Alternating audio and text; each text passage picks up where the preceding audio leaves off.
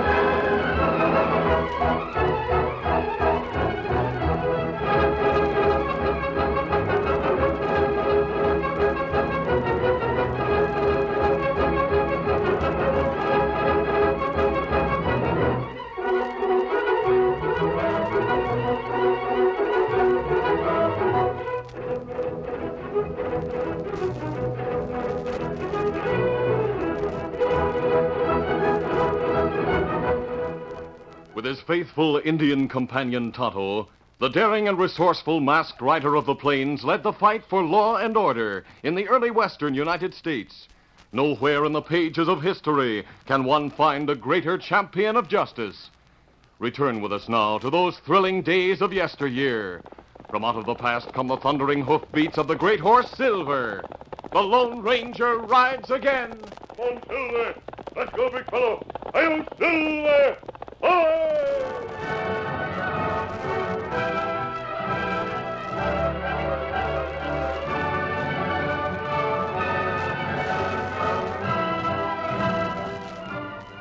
A tall sergeant stood at attention before Major Baldwin, commanding Fort Boone on the upper Chalk River. The sergeant, with his years of experience as an Indian fighter, was being accused of carelessness and neglect of duty in guarding an army shipment of gold. But, Sergeant Boyle, you took your detail right into the kind of a trap that any greenhorn should have been looking out for. In the half hour between daylight and dark, no one should know better than yourself that Indian buffalo hunters with bows and arrows have all the advantage over the best sharpshooters that ever aimed a carbine. Now, explain yourself, Sergeant, if you can. All I can say, sir, is that we'd scouted every bit of the trail for a couple of miles on both sides of it, all day, and saw not one fresh Indian sign. And then at the ford, scarcely 2 miles from here, you were jumped by a party of Indians, lost 2 men, and the safe with $12,000 in gold. How could you fall into such an ambush? Major, the Indians were hidden behind rocks on the island, sir, while we were caught in the open. Yes, I see, Boyle. It's a wonder any of you escaped. That gold was a fine haul for old Walking Dog and his braves. Well, tomorrow I'll ask for volunteers to take a scouting party to the ford. You can count on me, sir, as one of the volunteers.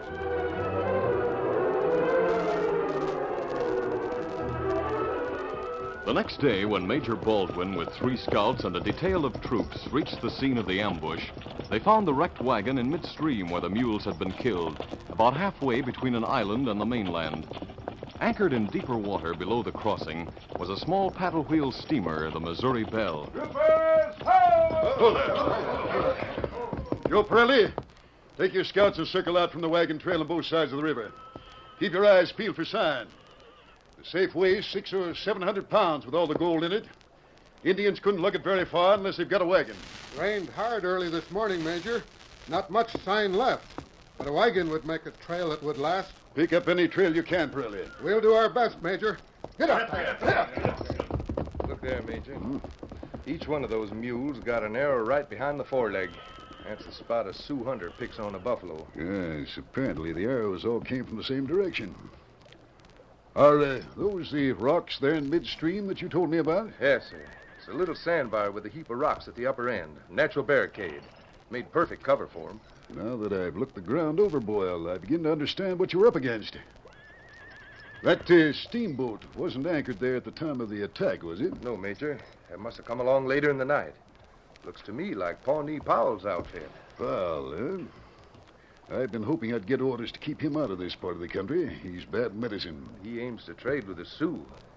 They tell me that Powell was carried off by the Pawnees when he was a kid and brought up as an Indian. But Indians don't trust him any more than you do, sir. He's got the worst traits of the two races and none of the virtues. That's right, sir. Yeah, here comes Pirelli. Hope he's picked up some sign. Well, Joe, what about it? No sign, Major. Rain washed out all track. What became of the safe, Joe? Nobody could drag that safe very far without leaving a trail. Sorry, Major. We find no sign. No horse, no men, nothing. I'm only sure of one thing. They didn't bury that safe around here. Yeah. I just wonder. Sergeant Boyle, could it be possible that the Indians left that safe with Pawnee Powell? Could be, sir. Last time I heard, he had 2 runaways with him from Walking Dog's village. You know, sir, there's outlaws among Indians, the same as among white people. Yes, Boyle, I know it. I think we'll just search Mr. Pawnee Powell's steamboat. He may be trying to smuggle alcohol to trade for furs. We can put a stop to that anyway. Ahoy! Missouri Belle! Powell! Send your rowboat ashore. I want to talk to you.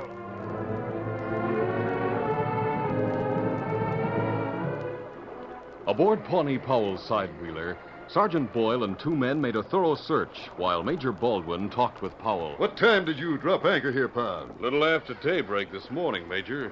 Just as it was getting dark last night, we heard shooting a couple of miles upstream. So naturally, we anchored right where we were. Then we pulled in here to the ford and anchored again.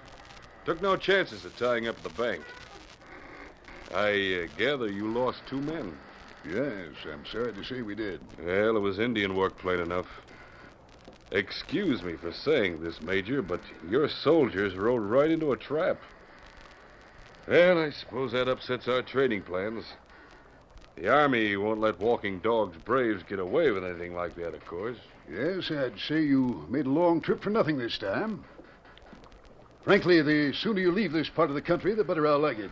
Oh, now, Major, that was an unkind remark.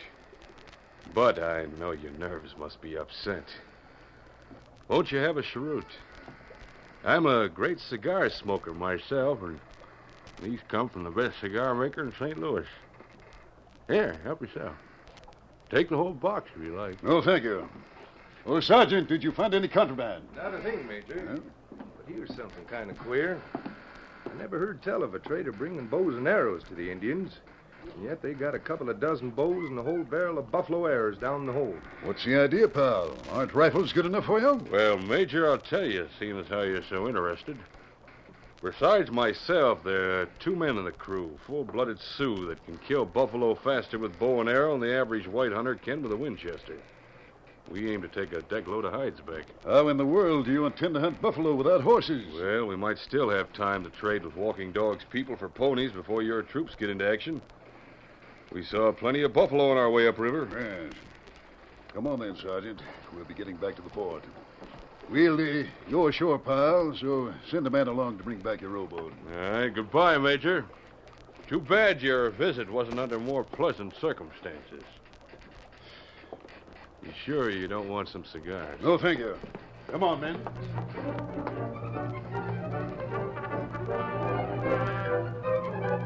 When Major Baldwin and Sergeant Boyle reached shore, Joe Pirelli, the scout, again reported that he and his men had been unable to pick up the trail of the raiding party. What puzzles me, Sergeant, is how could that safe disappear?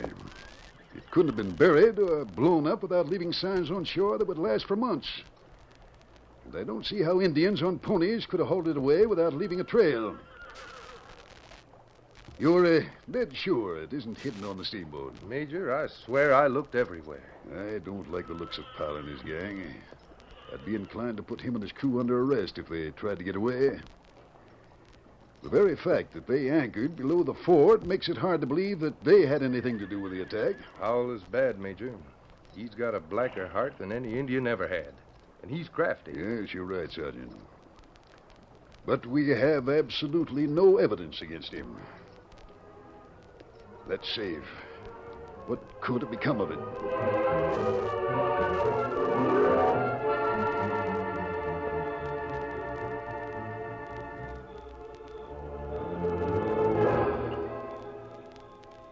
That night, the Lone Ranger and Tonto were camped beside a spring in the rocky hills lining the Chalk River Valley. Suddenly, they were roused from sleep. Silver, what's the matter? Him smell horse. Someone come. Steady, boy. We're on the lookout. We see them. Stop where you are. Oh there. Ho, boy, ho. Who are you? Your mask. You're just the man I'm What's your name? What brings you here? I'm Dr. Hargraves of Princeton. I've been traveling for weeks through this country. Certain padre told me of a masked man, one who uses silver bullets. I've been hoping to find him. I heard from Indians that you were in this vicinity, so I came here. I've heard of you, Dr. Hargraves. Who is your companion? This is Black Beaver, son of Chief Walking Dog. I'm spending the summer with his people gathering material for a book. Won't you both dismount and join me in coffee? No, thank you. My friend Black Beaver's very nervous. We had some trouble picking up your trail, and we're long overdue at the village. Why were you looking for me, Dr. Hargraves? Before I joined the Sioux for their summer hunt, your very good friend, the Padre, gave me a letter. Oh, how is the Padre? Fine. A splendid gentleman. Yes, he certainly is. And what can I do for you, Doctor? The Padre told me that if serious trouble arose, I was to try to find you. What is the trouble? For 2 days, one of Walking Dog's scouts was following a party of soldiers, escorting a wagon drawn by 4 mules. It is the Sioux custom, you know, to find out as much as possible about strangers coming into their hunting grounds. Yes, I know. That's how I learned that you and your companion were in this part of the country. What about the soldiers in the wagon? Last evening, the Sioux scout heard rifle fire at the river crossing. Today, watching from the hills, he saw soldiers riding out from the fort. The Sioux reason that the wagon escort must have been ambushed. They're sure that the wagon carried a heavy, valuable load. Probably an army safe because it was drawn by 4 mules. Its wheels sank deep into the sod. And besides, there was an armed escort. That's sound reasoning. Walking Dog is afraid his people will be blamed. The old chief wants nothing so much as to remain at peace with the whites. He's very much upset. I'd say he had reason to be. Are there any other Indians along the river? No, only the Sioux. And I give you my word that they had no part in whatever happened. Are there any strangers in this part of the country? A fur trader's steamboat anchored just below the river crossing sometime last night. Oh. Who is this trader? A man they call Pawnee Powell, the Indians tell me. Oh, him bad man. Yes, Tonto, you're right. From all I've heard, Powell is a very dangerous character. Well, we must be getting back to the village. I don't quite know what you can do. But from what the Padre told me, I'm sure you'll try to prevent a horrible injustice. Bloodshed or loss of life. We'll see, Doctor, what can be done. It may be too late. Thank you. Goodbye. Goodbye, Doctor. Get up there. Well, Tonto, I don't know just what we'll be able to do to help Dr. Hargraves and his friends the Sioux. At least we can try. At sunrise, I want you to go to the river crossing to look for sign. Me go. I know the Army has some good scouts, but they can't read sign the way you can. Tonto, I'm depending on you to find out everything you can about the robbery of the pay wagon.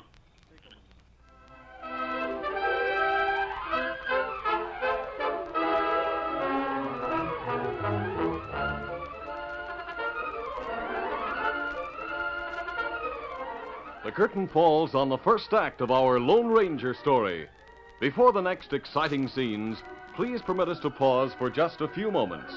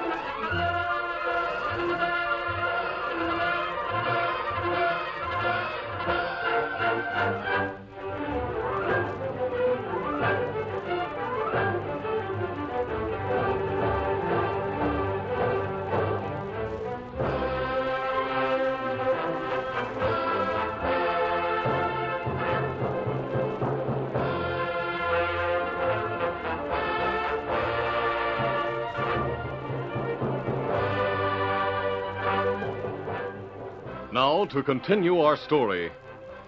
At break of day, Tonto was scouting every inch of ground near the ford, while hard-eyed men watched him from the deck of Pawnee Powell's steamboat, the Missouri Belle. They saw him swim his horse out to the little sandbar in midstream with its natural barricade of rocks.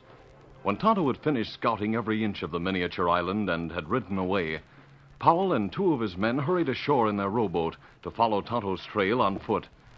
Tonto had exciting news for the Lone Ranger. So you're sure that Indians didn't steal the safe? Me sure. No track of Sioux pony. Only soldier horse. Iron shoe. But there was an attack. The attackers must have left tracks of some kind. Me find track. White men. No horse. Where were the tracks? In river by rocks. On an island? Me find this an island, too. Look. A cigar, half smoked. Fresh, too. Nobody fight soldier from land. Fight 'em from river. It looks as though Pawnee Powell might be mixed up in this. Did you see any sign of a safe? No sign of safe. Tonto, I wish you'd hurry to the fort and tell Major Baldwin what we've learned. Suggest that he keep Powell from getting away. Meanwhile, I'll watch the steamboat. And just in case I'm seen, I'll put on this old buckskin suit and disguise my face, so I'll look like one of the half-breed scouts from the fort. Me go. Soon as scout saddled. When I'm disguised, I'll go up to the ridge, where I'll have a clear view of the river.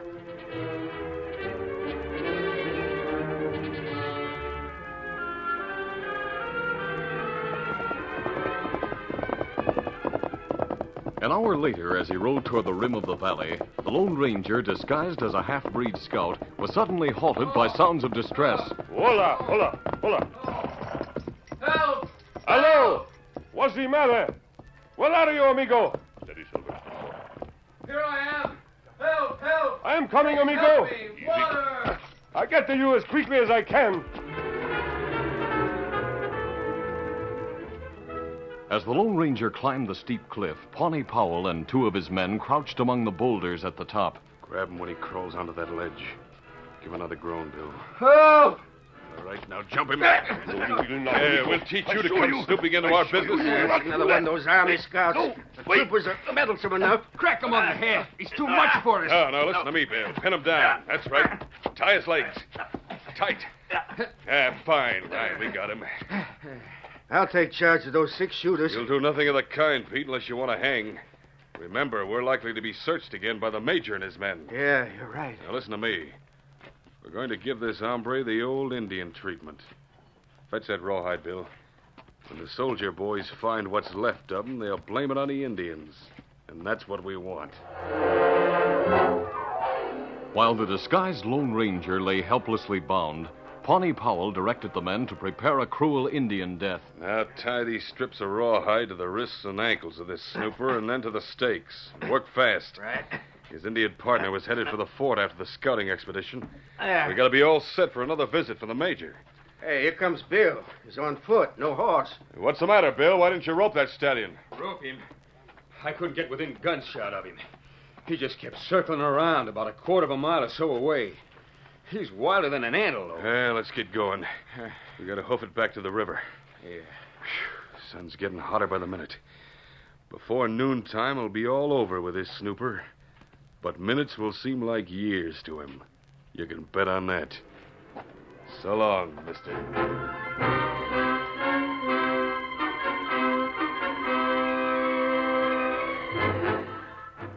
The sun was pouring down fierce heat that drew tighter and tighter the rawhide binding the Lone Ranger. The masked man knew his only hope was Silver. Silver, come here, boy. If he could only make the white stallion understand, get him to follow Tonto's trail, find the faithful Indian. The empty saddle would be all the message Tonto would need to bring him speeding to the rescue. Here, Silver. Here I am, boy. That's right, big fella. Come on. Now, Silver, old boy, it's up to you. Go find Tonto. Tonto, Silver. Tonto. Go on, Silver. Go, Tonto. That's right, Silver. Good boy. Find Tonto. Silver, no. Don't come back. Go find Tonto. Tonto, Silver. Silver, I need you, but not here. Not with me this time. Go find Tonto. Oh. As the white stallion saw his master in pain, he became more determined to stand by him. For once he would not, could not obey the man he loved. There, Silver. You can loosen that stake if you keep at it. But hurry. Fine boy. Now, Silver, listen to me. Pull the stake. Take hold with your teeth. Pull. You pull stakes when the Cheyennes told you, remember? Silver, that's it, boy. The great horse Silver seemed to know just what his master said.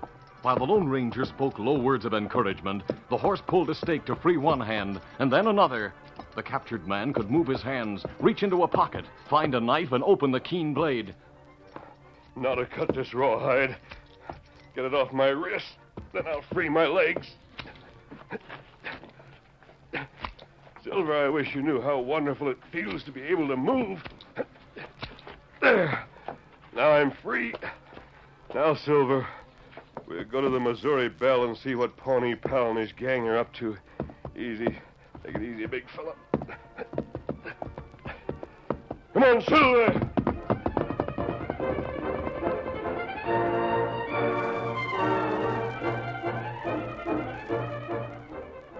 When the Lone Ranger, still disguised as a half-breed, reached the river crossing, he saw Powell's crew on the deck of the steamboat winding in the anchor with a winch. She sure is heavy. Heave on her, you. All right. Hey, you on the deck! Leave that anchor alone! Stay where you are! Hey, that's the man we captured. Get away from that anchor rope!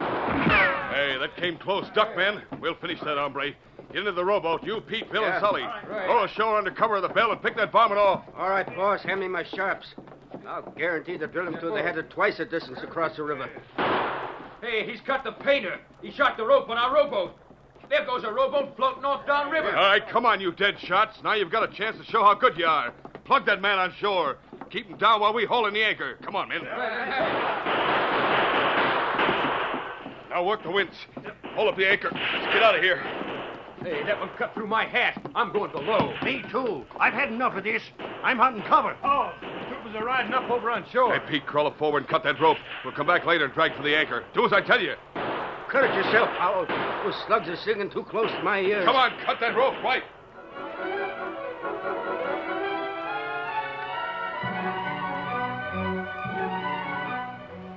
Pete refused to obey Powell's command to cut the line. And at that moment, the major and a small detachment of troops reined up on the shore, from which the Lone Ranger had been shooting. Stop that firing! What goes on here? There's a galoot over there on shore trying to murder us all, Major. Well, Tonto, this must be your friend. Him shoot plenty good. How? I'm putting you under arrest while we make another search of your boat. Send your rowboat ashore. The rowboat's drifted ashore. That breed shot it loose at the start of the ruckus. Sergeant, bring that boat over here. Yes. As for you, Breed, I'll take you along with me. I'd like some explanation of all this gunplay. Back up the trail, it sounded like the Battle of Gettysburg. Very well, Major. You don't speak like a half-breed. Did Tonto identify me to you? Yes, he did. Perhaps you'd like to get into your own clothing. Including my mask? Yes, including your mask.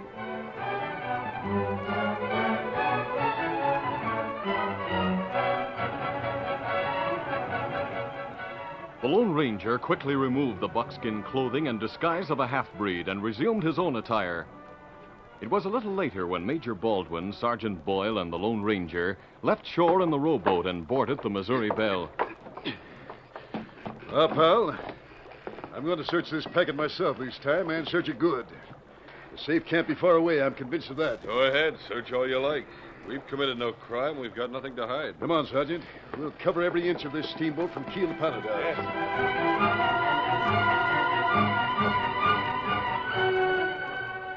During the search, the Lone Ranger kept close watch on every move of Powell's men until the major returned to deck. Well, we couldn't find a thing.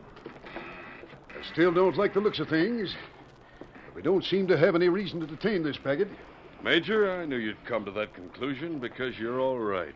I can see that. It was just our hard luck to happen along here about the time of the attack in the pay wagon. Major, may I make a suggestion? Certainly, go ahead.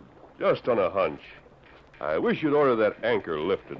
Pull up where we can take a look at it. So now you're trying to tell the Major what to do. You've got plenty of nerve. Come on, man. Sergeant, I think we'll follow the masked man's suggestion. It might be... Stand back, pal. Hands up. And you. Put your hands up and keep them up. What a shot. Did you see that, Major? He shot the knife right out of Powell's We would hand. have been goners, Sergeant, if it hadn't been for the masked man. They'd have rushed us. Now, Sergeant, suppose you relieve these gentlemen of their weapons. Yes, Sergeant, go ahead. Hey, you, Powell, turn around. Tried to kill the Major, huh? Well, I'll see to it that you haven't got another knife. You ought to hang for this. Maybe he will hang, Sergeant. Now, come on, you men. Go forward. Work that winch. Haul in the anchor. Hurry up.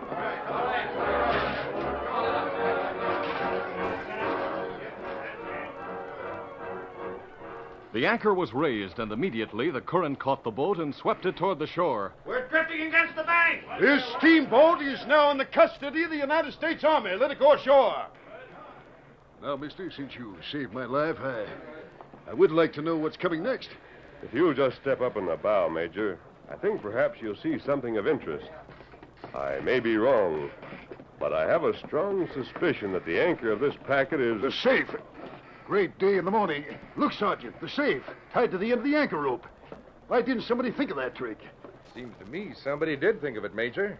Our friend here with the mask. Come on, Tonto. Come, Silver. That's right. Mr. Masked Man, when General Custer hears of this, you may be sure you'll be suitably rewarded. I've had my reward, Major.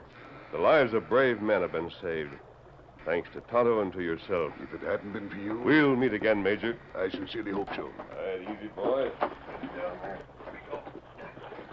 Come on. Bring him up, Scout. Major, just who is that masked man? I thought you knew. He's the Lone Ranger. Hail, Silver! Hi!